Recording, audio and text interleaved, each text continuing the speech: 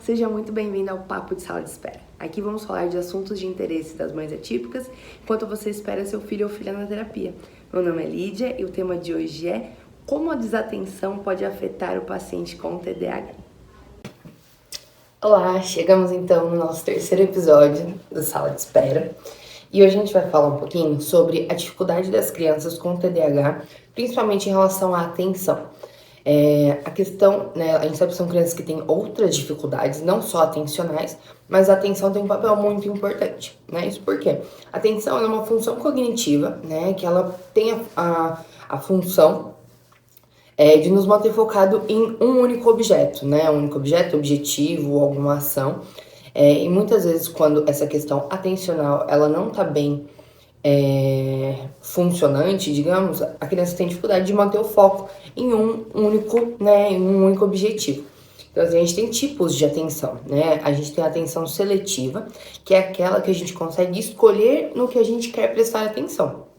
Por exemplo, você está escutando esse vídeo, mas tem gente passando na rua, tem carro, tem outros barulhos, outros estímulos, mas você está mantendo o seu foco, né? Mantendo a sua atenção, né, nesse vídeo. E a gente tem também a atenção sustentada, que é a capacidade que a gente tem de conseguir se manter, né, focado no mesmo objeto, né, na mesma situação por mais tempo. E, em geral, essas são a maior dificuldade da criança é o quê? Manter, sustentar a atenção e não se distrair facilmente com esses estímulos externos. Então, a questão da distração, né, da desatenção que vem junto com o TDAH, né, que caracteriza melhor, né, o TDAH, ele vai gerar várias dificuldades, né? Então, assim, se você é mãe de uma criança TDAH, né, não tô falando nenhuma novidade para você, porque em casa, né, existem vários prejuízos, né, que acontecem devido a essa desatenção. Então, geralmente são crianças que são mais esquecidas, né? Isso porque elas não mantendo a atenção, elas não conseguem gravar o que as mães pedem, né? Então, se você pede pro seu filho buscar 3 objetos no quarto, muito provavelmente ele vai voltar só com 1 ou com 2. Ele vai ter dificuldade de recordar, né? Porque ele não manteve a atenção para memorizar isso. Então, a atenção, ela tem relação com o aprendizado. Então, isso já remete a um outro quesito na escola. Então, uma criança que não consegue manter a atenção na escola, ela não consegue memorizar, portanto, não consegue aprender. Então, são, né, momentos onde essa dificuldade acontece. A desatenção, ela pode trazer também, além da dificuldade do aprendizado, a dificuldade de se manter no mesmo ambiente. Então, imagine, né, a criança na sala de aula com dificuldade de manter a atenção, né, no que o professor está explicando, então aquilo se torna muito entediante. Qualquer estímulo, né, externo já é algo ali que vai fazer a criança perder a atenção. Então, sentar perto da janela, criança com TDAH, não dá, porque toda hora vai passar alguma coisa e isso vai, né, desfocar, né, a criança não vai conseguir manter a atenção no que ela precisa, que no caso é aula. Então a gente sempre pede para colocar essas crianças longe de janela, de porta, longe dos amiguinhos, né, que conversam mais, porque isso vai ser, né, um fator de distração. Geralmente nas primeiras cadeiras, porque aí tem menos, ela não vai ter tantos estímulos à frente, né, então imagina uma criança sentando lá atrás, ela tem acesso a todos os coleguinhas. Então isso, né, gera outros estímulos que a gente não quer que tenha, para que a criança não perca a atenção. Dentro ainda dessa questão da sala de aula, né, são crianças que em geral demoram muito para copiar, né, a matéria do quadro. Então é muito comum as crianças terem os cadernos incompletos, né, isso porque ela começa a copiar, se distrai e aí acaba conversando ou olhando outra coisa, ou mesmo fica pensando em outras coisas. Então é muito comum os cadernos virem, né, incompletos. Então, são crianças que vão demorar a escrever, é aquela criança que sai por último na sala de aula porque estava copiando o dever. Elas costumam queixar, né, que é muita coisa, mas se você usar, né, de forma comparativa isso, os coleguinhas conseguem copiar, né, o caderno está completo, mas aquela criança não consegue, né? Então, a gente entende que tem uma relação aí, né, com a atenção dessa criança, né, dentro de sala de aula. Outra coisa que é muito comum é no momento das provas, né, que são crianças que em geral também demoram um pouco mais para fazer as provas, seja porque elas têm dificuldade de ficar concentrada na atividade, então estão ali viajando, ou porque elas precisam ler, né, muitas vezes as questões mais de uma vez. né? Então isso, num primeiro momento, traz bastante, digamos que a criança vai ficar um pouquinho atrás dos colegas em relação a isso. Então, se eu preciso ler a questão 5 vezes enquanto meu colega lê 2, né, eu sei que eu vou ficar atrasado em relação a isso. Então, essa é uma outra dificuldade que essas crianças têm. E é por conta disso que a gente pede algumas adaptações na escola. Então, por exemplo, para essa criança é vantajoso que ela tenha um pouquinho mais de tempo. E não é um tempo a mais de prova para favorecer a criança. É mais, eu diria que é mais para igualar, porque como essa criança precisa de mais ajuda, né, vai precisar de mais tempo para ler as questões e os coleguinhas precisam de menos, é justo que ela tenha um pouco mais de tempo para isso. Né? A mesma coisa quando a gente solicita a adequação dos enunciados, né? Então, se o enunciado ele é muito extenso, a criança com dificuldade de atenção, que vai precisar ler 2 vezes esse enunciado, ela vai demorar mais. Essas crianças, em geral, elas começam a ler o enunciado, quando chega, né, ali na pergunta mais objetiva, a criança não lembra o que ela leu antes. Então, isso faz com que ela tenha que ler tudo novamente, vai atrasando, né, o processo ali, né, do fazer a prova. Então, isso é uma coisa que a gente pede também, que as perguntas sejam de enunciados mais curtos, né, na medida do possível, é claro.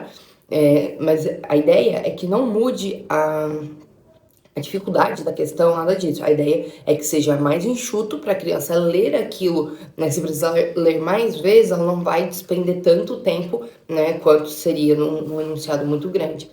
Então, essas são as adaptações principais, assim, né? Uma outra que a gente pede bastante é fazer em salas, né, fazer a prova em salas com menos crianças, né? Isso porque tem menos estímulo, né? Tem menos barulho. Criança deixa cair coisa, fala e tal, pede ajuda do professor. Então isso pode de alguma forma atrapalhar também no momento de fazer a prova, né? Então a criança conseguiu manter ali a atenção para fazer uma questão e alguma outra criança chama, pede para ir ao banheiro, aquilo vai, né, desconcentrar e vai ter que retomar o processo, né, de prestar atenção e voltar a fazer as atividades. Então todas essas questões elas são, né, desse âmbito acadêmico, né? Então, quando o paciente chega, né, na consulta, tem essa queixa na escola, né? Tanto da desatenção quanto da dificuldade do aprendizado, né? Então, a gente já, né, pelo que eu falei, dá pra gente entender que a dificuldade do aprendizado não é por uma dificuldade de inteligência, né? É porque a criança é desatenta e por conta da desatenção ela não consegue aprender. Mas isso é algo que a gente precisa observar com bastante atenção, porque existem os diagnósticos diferenciais.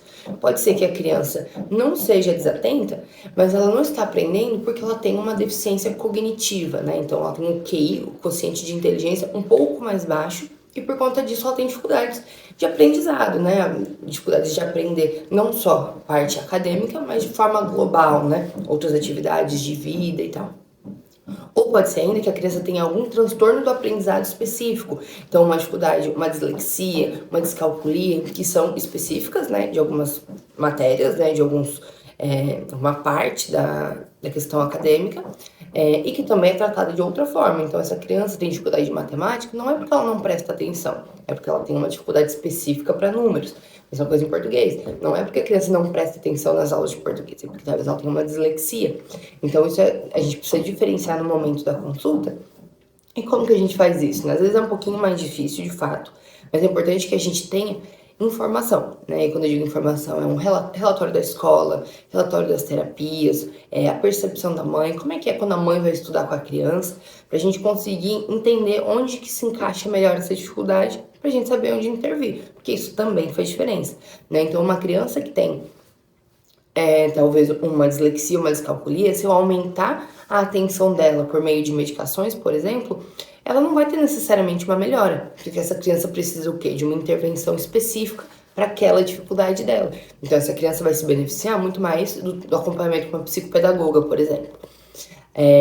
Uma criança, né, que tem uma deficiência intelectual, por exemplo, né, que tem um QI um pouquinho mais baixo, talvez aumentando a atenção dela possa ajudar de fato, mas não vai ter o mesmo benefício que uma criança com TDAH teria com o uso, talvez, né, de um psicoestimulante, que são as medicações que a gente usa para o tratamento, né, do TDAH, que são as medicações da família da Ritalina, do Concerta, do Venvance, que são para aumentar esse potencial, né, de atenção do paciente. Então é muito importante a gente conseguir fazer essa diferenciação, e esse tipo de trabalho, né, de a gente entender, tem relação com a história dessa criança, né? Então a gente vai entender lá no processo, por exemplo, da alfabetização, como é que isso aconteceu. Foi um processo que foi tranquilo? A criança acompanhou os coleguinhas? Sempre teve uma dificuldade em matemática, em português? Sempre teve dificuldade em geral, né, na questão do aprendizado? Sempre foi uma criança desatenta, até nas atividades que eram de interesse da criança, né? Porque tem isso também. É muito fácil a gente manter a atenção em atividades que a gente gosta, né? Que são interessantes pra gente.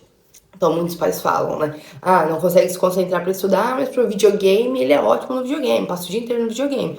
Isso porque, né, o estímulo do videogame ele é muito maior, então a criança tem prazer, né, em estar ali jogando. É muito diferente de estudar, sei lá, geografia. Então é isso que muitas vezes a gente precisa entender. Então, inclusive, um dos métodos que a gente pode ter é tentar tornar mais atrativo para a criança o processo do estudo, né? Tem pessoas que gostam de estudar, tem pessoas que entendem que precisam estudar. Mas se a gente conseguir, né, de uma forma. Isso, né, talvez uma crítica geral assim, ao sistema escolar. Se a gente conseguir transformar o conteúdo acadêmico em algo um pouco mais interessante, através de artifícios, através de formas diferentes de ensinar, de conteúdos mais lúdicos, não sei, talvez isso facilite o processo atencional, não só da criança com TDAH, né? Porque uma criança sem TDAH também vai ter momentos de distração, porque às vezes as coisas são simplesmente chatas e tá tudo bem, isso pode acontecer. Só que qual é a diferença? É que essa criança que não tem TDAH, ela não vai ter tanto prejuízo quanto a criança com TDAH. Quando a gente fala em transtorno, para que a gente tenha o diagnóstico de um transtorno, a gente presume que existe um prejuízo, né? Porque um exemplo, né? Questão de ansiedade. Ansiedade todos nós temos. Mas a ansiedade ela vira um transtorno quando isso começa a nos prejudicar, né? No âmbito pessoal, do trabalho, familiar. Então, é isso que difere, né? O normal, né? O fisiológico do que é doença, do patológico.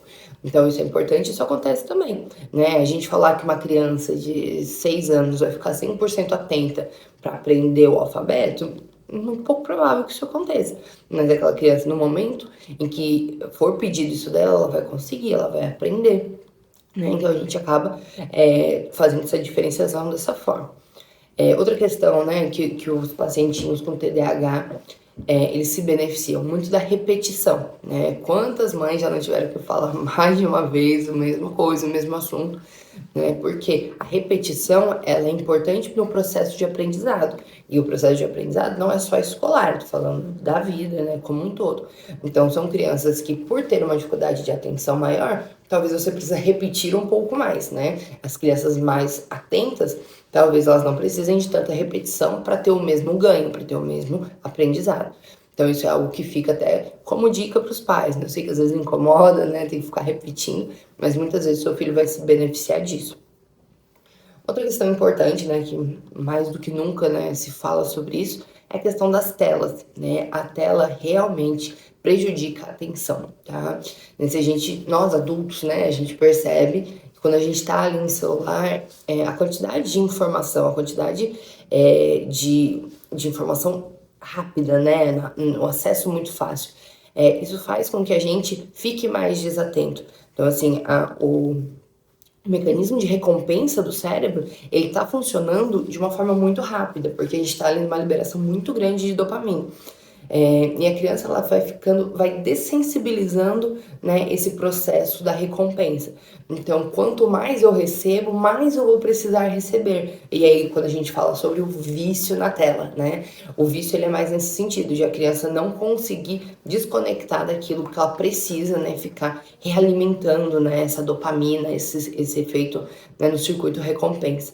Então, isso faz com que a criança fique mais desatenta, né? Desatenta no que importa, né? No dia a dia, na escola, porque muito daquela atenção, né, fica ali guardada, represada para essa questão da tela. Então, o limitar as telas é muito importante. Eu sei que nem sempre é fácil, os pais queixam bastante da dificuldade de impor limites em relação a isso, mas isso é algo que, né, o que eu sempre converso em consultório, de a gente manter acordos, né? Tudo que é demais faz mal. né? Isso aí é uma verdade, é uma constante.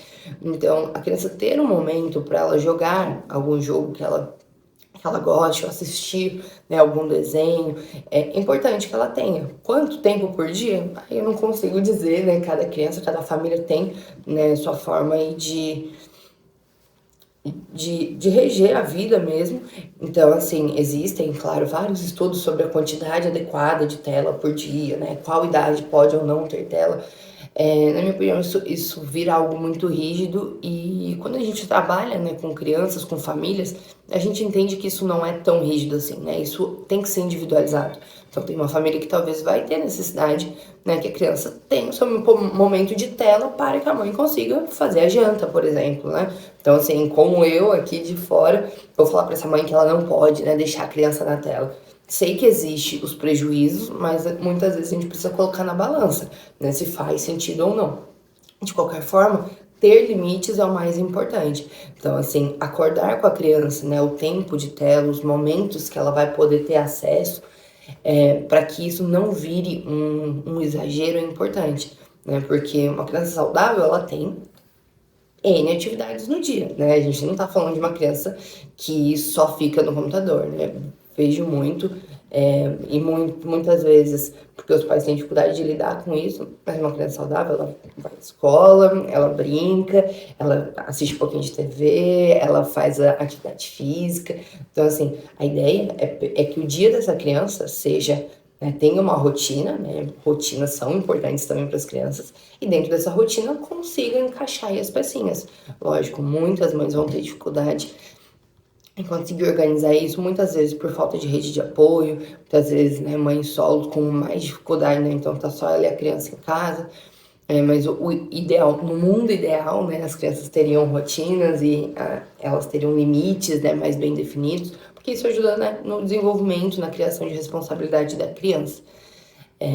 Então, assim, essa questão da tela precisa ser limitada, né? Muitos pais, eles, inclusive, têm um discurso, né, de, doutor, não faz atividade física porque ele gosta muito do celular. Bom, eu gosto muito de chocolate, mas não posso comer chocolate o dia inteiro. Então, assim, não tem como a gente entender esse gosto como, né, um desejo da criança que vai ser atendido, né? A criança é criança, o pai é o pai, a mãe é a mãe, sempre com muito respeito, né? Tentando entender a parte do outro, mas isso é algo que não deve, né, não deveria ser negociável, né? Você gosta de jogar? Você gosta de jogar, mas você não pode jogar o dia inteiro. Como é que a gente pode fazer da melhor forma possível? Então é meio que, né, através dos acordos. Funciona para todo mundo? Não funciona para todo mundo. Tem crianças que são mais opositoras, tem crianças que são mais rígidas, né? A gente tem uma infinidade aí de características que podem dificultar um pouquinho esse processo de combinados, de acordos, né? Mas tem que ser tentado, né? A gente precisa utilizar, inclusive, de artifícios para isso, né? A questão dos reforços, né? O reforço positivo e o reforço negativo. Se eu fiz algo, se a criança, né, fez algo, né, obedeceu às regras, ela tem um reforço positivo, porque essa criança vai entender que quando eu faço, né, da forma que foi acordada, eu tenho uma vantagem em relação a isso. Da mesma forma, né, se eu não fiz o acordado, eu deixo talvez de ganhar algo que é importante para mim. Então, assim, isso vai reforçando comportamentos. Então, isso é um da base, né, nessa questão do treinamento parental, e como que isso ajuda na criação, né? Enfim, na disciplina das crianças. Muitas das crianças que eu atendo, elas vêm com essa queixa, né? Os pais trazem com essa queixa da desatenção, muitas vezes numa idade um pouquinho mais velha, né? Em geral, o TDAH é um transtorno que a gente consegue fazer o diagnóstico jovem, em geral ali na fase da alfabetização. Quando são um pouquinho menores, é mais difícil de a gente avaliar a atenção. Então, muitas vezes isso acaba sendo postergado um pouquinho. Ali no período da alfabetização, já consegue ficar um pouquinho mais fácil. Mas alguns chegam um pouco mais velhos, ali por volta dos 10, 12 anos de idade, e em geral devido às dificuldades escolares, né? E algo que se repete muito é a frase, né, é a fala de que a criança nunca teve dificuldade escolar, né, e agora tá começando a ter. É muito comum, inclusive, isso no sexto ano, quando os pacientinhos passam a ter muitos professores, né? Não tem mais aquele único professor por matéria, para matéria. Então agora ele tem vários professores. Então isso dificulta muito o processo de organização, né, da criança se readaptar, e aí gera até uma certa ansiedade e a criança começa a apresentar sintomas desatencionais, né? E isso é muito interessante porque a gente entende que todos os transtornos do neurodesenvolvimento, eles têm que estar presentes, né? A criança já nasce, né? Porque é um transtorno do neurodesenvolvimento, ela nasceu com algumas alterações, né? Alguma diferença na questão do desenvolvimento do sistema nervoso central, e isso pode se manifestar, né? Isso vai se manifestar ao longo do tempo, mas de uma forma geral, a criança já nasce com isso.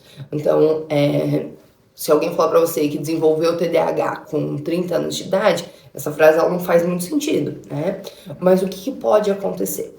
Pode acontecer que as crianças, elas têm, cada uma, né, tem sua personalidade, seu jeito, seu temperamento, e algumas crianças vão ter mecanismos um pouco melhores para lidar com as dificuldades de um TDAH, por exemplo.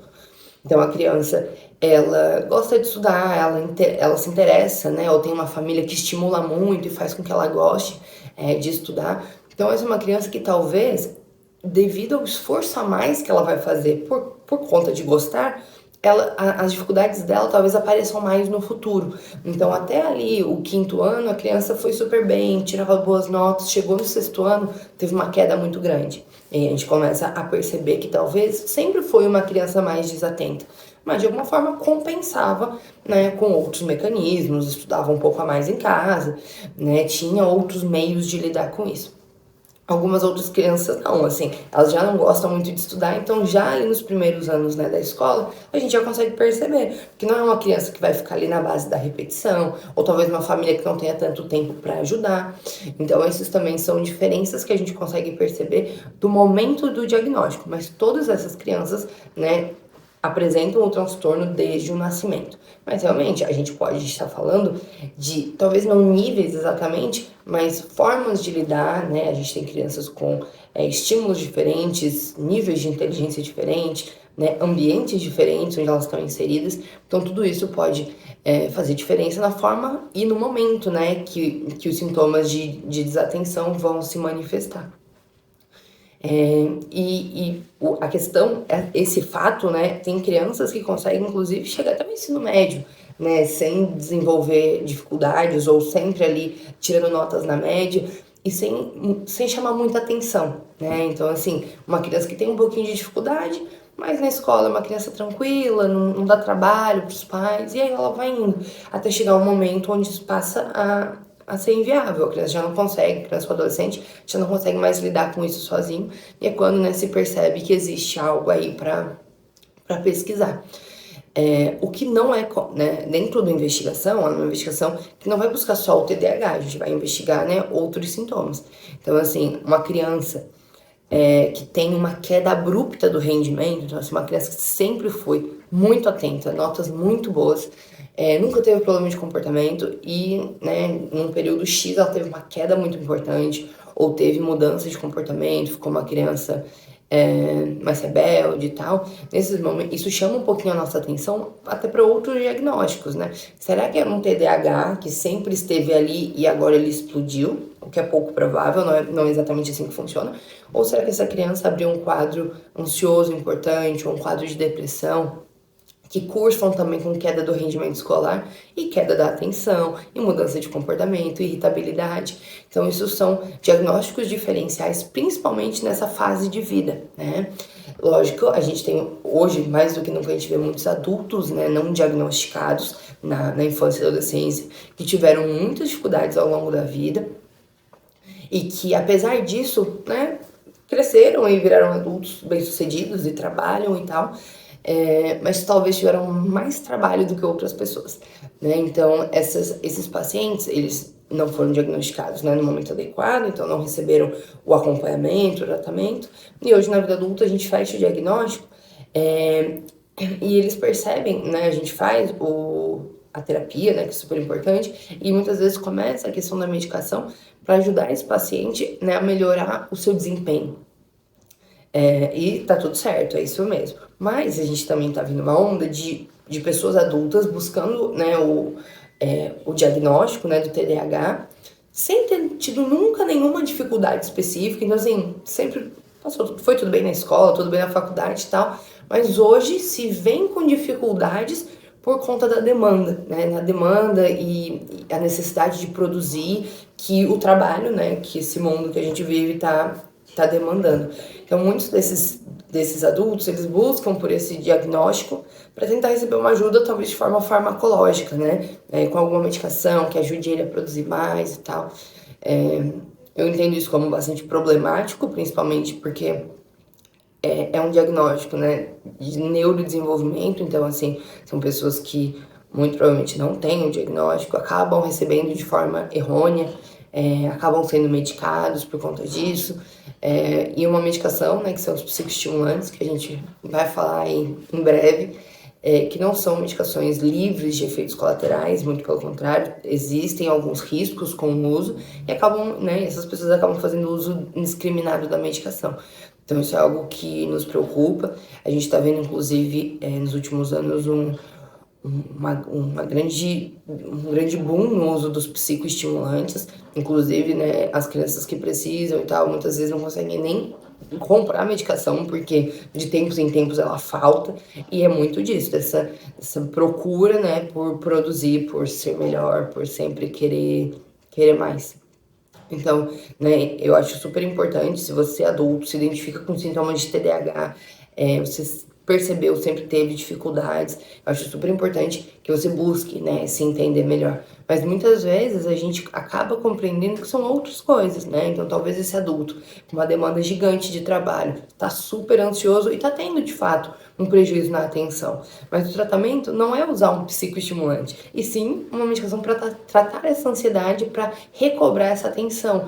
Então, e muitas pessoas acabam até ficando resistentes a isso, né? Porque né, a sociedade como um todo não quer resolver o problema, né? Na verdade, ele quer resolver o problema, mas o problema dele pontual é não produzir, né? Ele não enxerga a ansiedade como um problema. Então, isso é algo que a gente tem falado um pouquinho mais, assim. Eu, particularmente, tento explicar isso para os pacientes. Nem sempre é fácil, principalmente quando o paciente já vem determinado, né, a ter algo para virar um melhor, né, funcionário e performar melhor. Aí, geralmente, é mais difícil mesmo. Mas a gente vai tentando, né, fazer essa psicoeducação e, assim, pais, né, e mães de crianças com TDAH têm buscado muito ajuda, principalmente porque se enxergam nos filhos, né, e faz todo sentido. O TDAH tem uma herdabilidade alta, então isso quer dizer que ele é muito comum que pais, né, TDAH tenham filhos TDAH, ou mesmo com outro transtorno do neurodesenvolvimento, não necessariamente o TDAH. Então, talvez um pai TDAH pode ter um filho autista, né? Essas chances são aumentadas em relação a pais que não tenham transtorno de neurodesenvolvimento. Então, essas mães e pais, também é importante que eles busquem um acompanhamento, né? Por quê? Porque eles também têm dificuldades associadas ao TDAH, né? E a gente precisa ajudá-lo com isso para que ele consiga ajudar o filho. Então, muitos pais, né, eles até colocam que eles entendem a dificuldade do filho, enquanto, né, talvez algum outro cuidador não consegue compreender o como é difícil, o quanto a cabeça não para de trabalhar, o quanto, né, machuca quando eles recebem alguma orientação, alguma ordem, não conseguem fazer, e não é porque não querem, é porque realmente não lembram. Então, né, entendo que os pais TDAH, pais e filhos, né, TDAH, eles têm uma questão de muita compatibilidade nesse sentido, de entender, né, a dificuldade um do outro. Isso ajuda muito, né, no acompanhamento, mas esse pai também precisa de acompanhamento para poder ajudar mais essa criança. Então, quando eu digo acompanhamento, não necessariamente, né, uma medicação, mas uma psicoterapia, né, um treinamento parental para aprender a lidar com a criança de uma forma mais saudável, né, para estimular essa criança. Então, todos esses pequenos pontinhos, né, são importantes.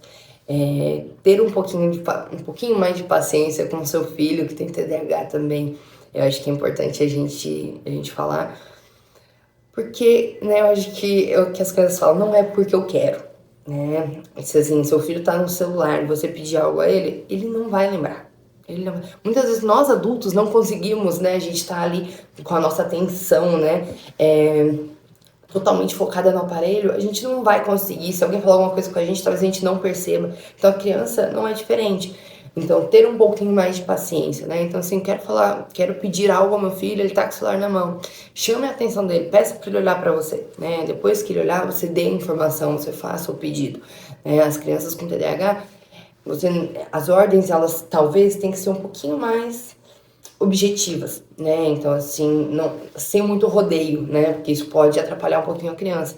Então, quero pedir algo ao meu filho, peça uma coisa por vez, né? Deixa ele fazer a primeira coisa, depois você pede a segunda, para ele vai ser mais fácil e para você também, né? Essa questão de querer tudo no seu tempo, né?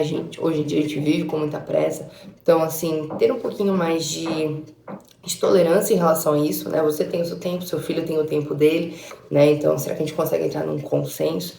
E a gente percebe as crianças com TDAH, principalmente antes do diagnóstico, elas não entendendo por quê. Porque que elas são crianças que, em geral, levam muita bronca, né? Na escola, dos pais, e aquilo acaba, de alguma forma, ficando enraizado na criança. Então, não é algo que a gente queira, né? Acho que é algo muito prejudicial.